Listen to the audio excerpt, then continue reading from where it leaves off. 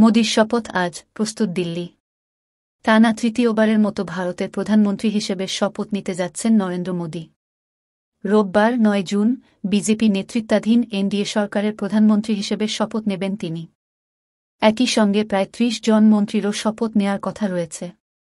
শপথগ্রহণ অনুষ্ঠান উপলক্ষে কঠোর নিরাপত্তা ব্যবস্থা নেওয়া হয়েছে দিল্লিতে। ভারতে লোকসভা নির্বাচনের ফল ঘোষণার পর সরকার গঠনের জন্য আনুষ্ঠানিক অনুমোদন নিতে শুক্রবার ৭ জুন বিকেলে রাষ্ট্রপতি দ্রৌপদী মুর্মুর সঙ্গে দেখা করেন মোদি এবং সরকার গঠনের আবেদন জানান। বিজেপি সূত্রের খবর, রাষ্ট্রপতির কাছে এনডিএর মোট ২১ জন নেতার সমর্থনপত্র নিয়ে সরকার গড়ার দাবি জানান তিনি। রাষ্ট্রপতি তা অনুমোদন করেন। শনিবার ৮ জুন মন্ত্রিসভার পদ বণ্টনে এনডিএ বৈঠক অনুষ্ঠিত হয়।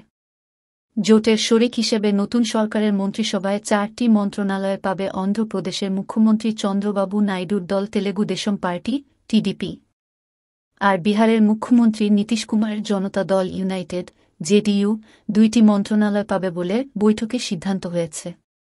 তবে কে কোনো মন্ত্রণালয় পাচ্ছেন তা এখনও স্পষ্ট নয়।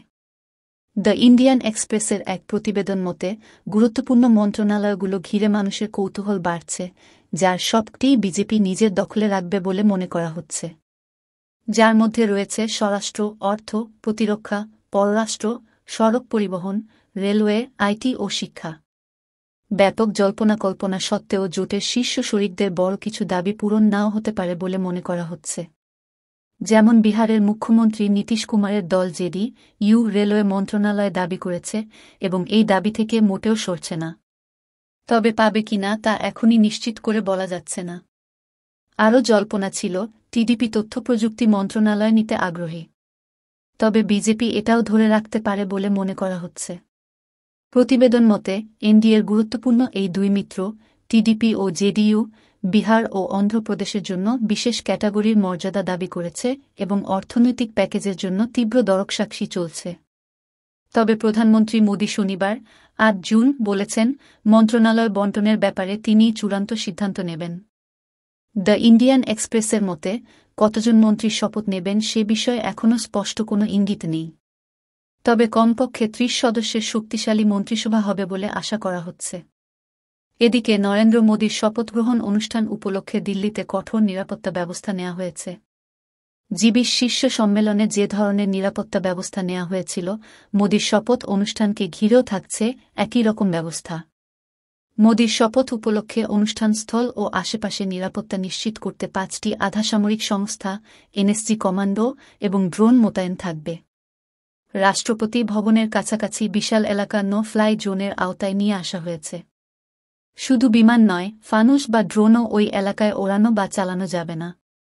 এ সময় বিশিষ্ট ব্যক্তিরা যে পথে অনুষ্ঠানস্থলে প্রবেশ করবেন, সেই পথে স্নাইপার ও সশস্ত্র কর্মীরা থাকবেন সতর্ক অবস্থায়। এছাড়া ড্রোনের মাধ্যমে কৌশলগত অবস্থানগুলোর উপর নজরদারি করা হবে নিখুঁতভাবে। এআই প্রযুক্তি এবং ফেসিয়াল রিকগনিশনের মতো উন্নত প্রযুক্তির নিরাপত্তা ব্যবস্থা রাখা হয়েছে শপথ অনুষ্ঠানকে কেন্দ্র করে। পাশাপাশি স্নাইপাররাও সতর্ক অবস্থায় থাকবেন পুরো অনুষ্ঠান জুড়ে।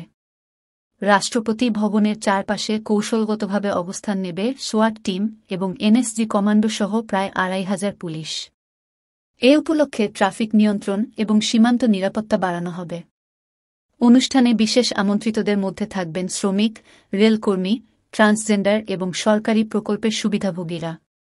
অনুষ্ঠানে বিশিষ্ট অতিথি হিসেবে ভারতের প্রতিবেশী ও ভারত মহাসাগরীয় অঞ্চলের ৭ দেশগুলোর নেতাদের আমন্ত্রণ জানিয়েছে নয়াদিল্লি। শপথ অনুষ্ঠানে বাংলাদেশের প্রধানমন্ত্রী শেখ হাসিনা সহ মালদ্বীপ, শ্রীলঙ্কা, সেশেলস, মরিশাস, নেপাল এবং ভুটানের সরকার ও রাষ্ট্রপ্রধানেরা উপস্থিত থাকবেন। পাশাপাশি একই দিন সন্ধ্যায় আমন্ত্রিত নেতারা ভারতের রাষ্ট্রপতি দ্রৌপদী মুর্মু আয়োজিত নৈশভোজে যোগ দেবেন রাষ্ট্রপতি ভবনে। তাদের হোটেল থেকে অনুষ্ঠানস্থলে যাওয়া এবং ফিরে আসার জন্য নির্ধারিত রুট থাকবে। সেসব রুটে নেওয়া হয়েছে সর্বোচ্চ নিরাপত্তা ব্যবস্থা। দিল্লিতে এই গুরুত্বপূর্ণ অনুষ্ঠানের জন্য আশেপাশের বাসিন্দা এবং দর্শনার্থীদের ট্রাফিক পরিবর্তন সম্পর্কে অবগত থাকা এবং নিরাপত্তা ব্যবস্থা সম্পর্কে জানার পরামর্শ দেওয়া হয়েছে।